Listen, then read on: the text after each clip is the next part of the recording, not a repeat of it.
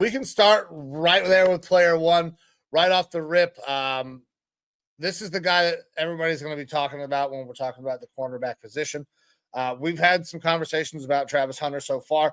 I believe that if you really want to maximize his potential, using him on offense, strictly on offense, would be a great way to get the ball in a playmaker's hands more often.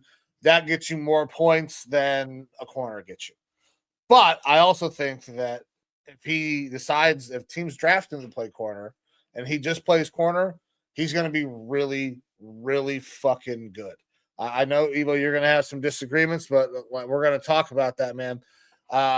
Travis Hunter is one of the greatest athletes in fucking college football history.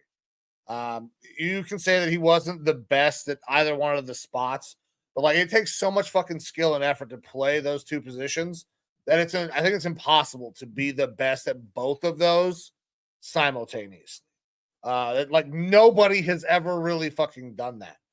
So the fact that he did it, he's top 5 in both of those is spectacular. And then when he goes into the NFL, he's going to have 3, 4, maybe 500 less snaps on his body every year because he's not going to be playing both sides of the ball. And they're not going to be running nearly as many plays because the NFL just doesn't get as many plays as college football does.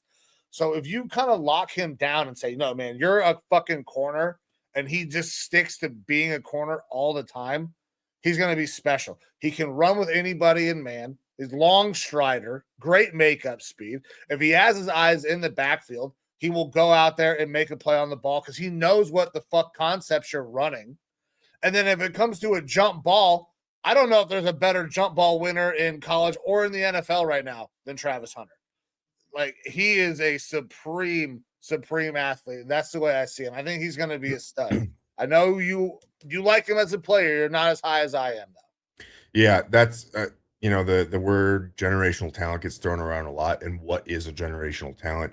Uh, I look at a generation as roughly 10 to 15 years in the NFL, and so a guy would have to be like the best of the best at what he does within that time frame. If you're looking at two-way players, then that's probably the case. But I think that while this is going to sound disparaging, I think that he is overhyped. I think that he is still absolutely a top 10, probably a top 5 player in this draft class. Generational talent, I think that's a stretch for me right now at this point. I think that he is not necessarily the best wide receiver in this class. He's close. It's closer. I don't think that he's necessarily the best cornerback in this class. Again, it's close, but I don't know. And it's because he wasn't primarily one or the other. And so there's more room to grow at both those spots. And if anyone can grow and be the best at those, it's probably a Travis Hunter. His IQ is off the fucking charts. He's a 4.0 GPA guy all through college. He's a student of the game, extremely good football IQ. Now, like you kind of said, I think that if for the NFL, if he wants to make money and you want to see the most wins above replacement, it is probably putting him as primarily a wide receiver because you really can't moonlight as a defensive back outside of maybe being a safety or an extra safety, specifically on high leverage plays. If you play him as a defensive back, that's the better position for him where you can then have him moonlight as a wide receiver, get those 10 to 15 snaps per game, especially on important plays.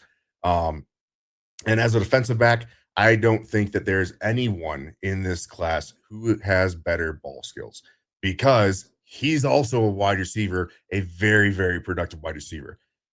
When he's back there playing defensive back, it is a different type of play than we've seen from a lot of defensive backs when it comes to ball skill. He's not just like reading the quarterback's eyes and the receiver's movements. It's almost like he knows a script because he is an offensive player and he's got such a good football IQ. Now he's a little bit lean. You said that you like him in man. I don't really like him manned up. I think that he is much better zone. He can play man coverage. I For know sure. people worry that he can't play man. He can play man coverage. He is agile enough. I think sure. Because are there some limits? Maybe because his legs are so long. But he is a long enough strider that if he does get behind, he has excellent makeup speed, man. That's what I was gonna say.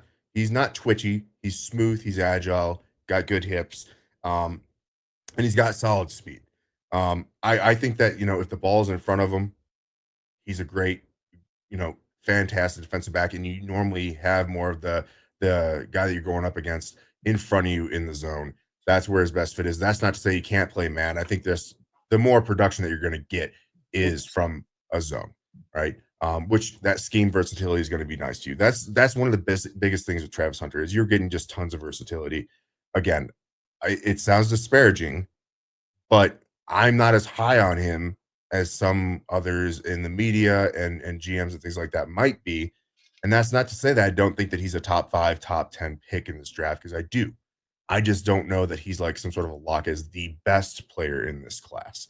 And it's interesting because the top of this class is kind of weaker with the amount of blue chips. You typically hear Travis Hunter, Abdul Carter, Mason Graham. And from there, that's kind of your blue chip territory. There's a couple guys that get talked about otherwise, which, 3 isn't bad for blue chip players. 5, 6, that's a little bit more what we're kind of used to being in that realm, though. So I like Travis Hunter. I think he's going to be great. But I think that defensive back is the best way for him to go. And he is probably right up there with being about the first or best defensive back in this group. I honestly like him almost more as a safety, but I don't know that you're going to be taking him primarily to be a defensive back and have him play safety.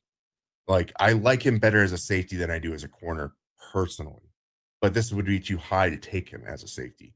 If you take him as high, you're taking him as either a wide receiver primary or a cornerback primary. Yeah. I don't know, man. I guess you could he could always age to safety. It happens to a lot of really good corners. Absolutely.